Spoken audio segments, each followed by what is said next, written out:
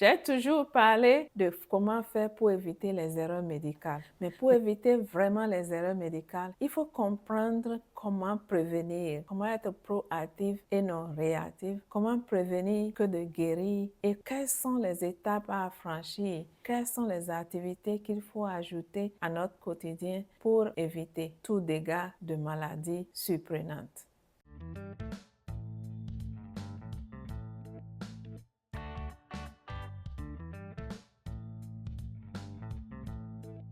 Aujourd'hui, nous allons parler des 3 étapes de la médecine préventive. L'étape primaire qui est de prévenir les maladies et de les empêcher de venir à tout prix. L'étape secondaire qui nous permet de dépister les maladies plus tôt et l'étape 3 qui est l'étape tertiaire nous permet de limiter les dégâts des maladies quand elles sont déjà présentes. Maintenant, en quoi est-ce que chaque étape consiste? Nous allons discuter de chaque étape de façon détaillée et explicite. L'étape 1, c'est l'étape primaire. Elle consiste à prévenir les maladies à tout prix. Et pour ce faire, qu'est-ce qu'on doit faire? Qu'est-ce que tu dois faire pour t'assurer que cette étape-là est bien accomplie? La première chose, c'est de penser aux vaccinations. Si tu n'as pas l'habitude de te faire vacciner, il faut considérer ça et parler avec ton médecin. La seconde chose, c'est de penser à l'hygiène alimentaire, l'hygiène de votre environnement et l'hygiène corporelle, l'hygiène dentaire et tout ça. Et si vous le faites déjà, c'est très bien. Sinon, pensez aux infections. Les maladies infectieuses sont plus dangereuses que les maladies chroniques. Donc, il faut les prévenir. On peut aussi parler de comment faire pour garder son historique, pour aider à prévenir des maladies. Parce que si on connaît votre historique ou bien on connaît l'historique de votre famille, on peut déjà imaginer ce qui peut vous arriver et faire un plan de prévention en fait.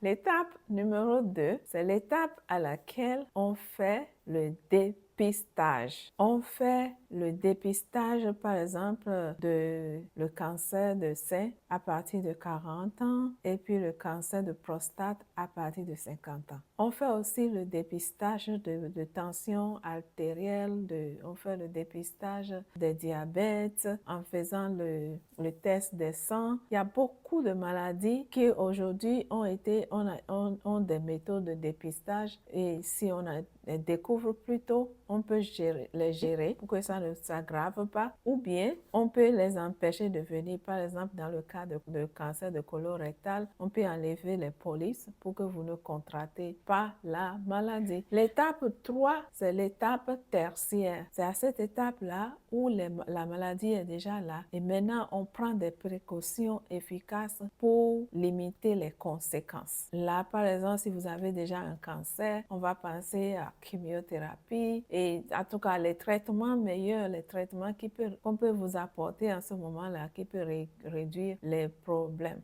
À l'étape tertiaire, on essaie de traiter le mal tant qu'on peut pour éliminer les conséquences farouches. En réalité, la prévention, la médecine préventive a fait sa preuve pendant des années. Actuellement, nous nous concentrons beaucoup sur les maladies chroniques. Comment faire le sport, comment manger propre, comment bien dormir pour éviter les stress et les maladies mentales et autres là. Tout ça là, c'est bien, c'est joli, mais il faut vraiment penser aussi à comment faire les autres choses. Et l'une des choses, c'est l'hygiène alimentaire, l'hygiène corporelle, l'hygiène dentaire et ajouter à cela le dépistage en faisant les labs et et en faisant les examens et la densité des os, les examens pour les cancers, les examens pour la goutte et d'autres maladies. Alors, ce que je voulais conseiller, c'est quoi aussi? Si, par exemple, il y a des vaccins que peut-être vous ne connaissez pas, ou bien vous n'êtes pas au courant,